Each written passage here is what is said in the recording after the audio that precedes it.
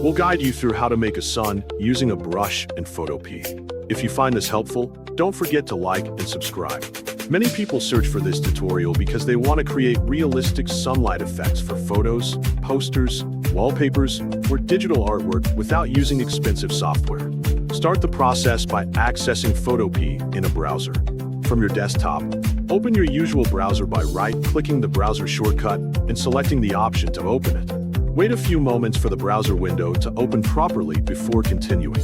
Move your cursor to the search bar or address bar and click inside it. Type Photopea and press the Enter key to begin the search. From the search results, select 𝗟𝗚𝗞𝗘.com. Once the website loads, you will be taken to the Photopea homepage.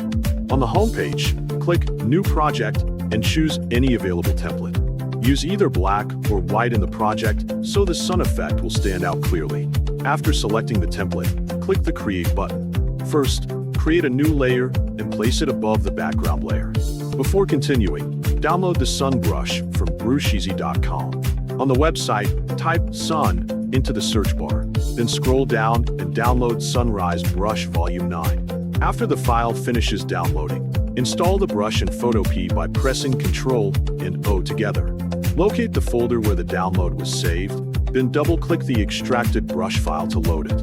Next, press B to activate the brush tool and open the brush menu. Select the brush and increase its size to around 700 pixels. Draw the brush at the bottom of the canvas. Return to the brush menu again and select the Sunrise brush. Draw the brush once more in the center of the canvas. Add a new layer and press G to activate the gradient tool.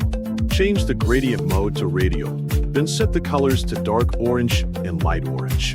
Draw a line from the sun point outward to create the glow. Right-click the layer and choose Clipping Mask. You have now created a sun using a brush and Photopea. To improve the effect, open the blending options and add an inner glow, outer glow, and gradient overlay.